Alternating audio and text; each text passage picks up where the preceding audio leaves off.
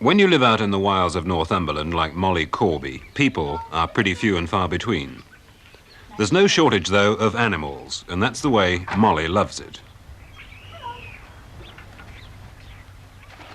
Mollie runs this lovely little pub at Whitley Chapel in Northumberland, not far from Newcastle, almost entirely alone. That is, apart from Katie, Josie, Rosie, Monty, Dusty, George, Penny, Toots, Tinker, Tippy, Smokey, Whiskers, Cindy, Sweep, Tuppence and Patch. No, they're not people, obviously. They're cats.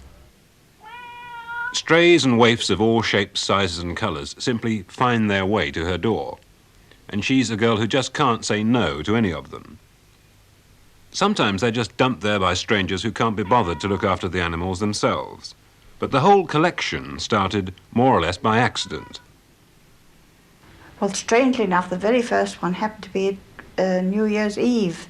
And we were just going to have a drink, you know, for New Year's Eve coming in. And we heard a cry at the door and opened it, and in came this little kitten. And of course upset the dog. We had the dogs then, and the dogs nearly went mad. And that was the first one, and from then on it's sort of grown. At the last count, there were 17 cats at Mollie's pub, appropriately called the Fox and Hounds, along with 3 dogs. For some reason, the cats don't chase the pigeons, and the dogs don't molest the cats. Not even Jason, who arrived at the pub with a well-established record as a delinquent cat mangler. He happened to be a police dog. I think it was at Stocksfield or somewhere, and he was so fierce that nobody could come in the police station. And they had several warnings that had to be kept under control. And I think it was the post in the end that refused to go in, and they had to have him destroyed. And they got the vet in Hexham to come and pick him up at 9 o'clock and destroy him. And at 9 o'clock at night, there happened to be a kind little vet and had him on a piece of string and asked me would I take him. He said he tried hard all day to kill him, and the dog just kept looking at him, and he couldn't do it. Well, you can imagine, look at those eyes. But how did he react to you when you first laid eyes on him? He was a wee bit nervous, you know. When we picked a bottle up and thing, he used to cowl a bit. I had to let him know I was the boss. But he's a marvellous dog now, and he's a marvellous guard dog as well. Now, don't be silly, gentle. Be Jason. Be gentle. How is it that 17 cats can live with a dog like Now, that? this dog, I had practically all the cats when he came. This dog could have eaten every cat. And he's never touched one.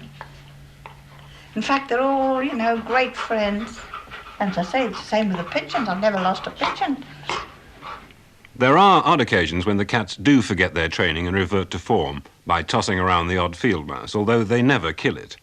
When Mollie finds one of the battered victims, she has her own remarkable therapy. When I see them, I take the mouse away, and it's 3/4 dead and stone cold, and I give it the kiss of my life, which seems absurd. And then when it gets a bit of life in it, I'll put it in a bit of cotton wool and warm it up. And in about an hour's time, it's running round and round the box, and I take it 2-3 fields away and let it go. But you've actually got a pet mouse, haven't you? Yes, I have a pet mouse, a white one. And if I was to bring it out and hand it to the cats here, they wouldn't touch it. I mean, they're trained not to do it, and they wouldn't touch it. It sounds unbelievable, but it's really true. I don't want to sound impolite, but do people around here think that you're perhaps a bit of a crank? Well, they ought to anyway. No, I don't think they do. But, I mean, I call myself the mad woman of the north because it does sound really stupid, doesn't it? But I don't mind. But I don't think anybody else thinks it. I mean, I'm not mental, so there we are. I've just got this terrific love for animal life. I can't help it. I mean, as I say, I prefer the animals to humans, and I can't help it. There's no use saying I can.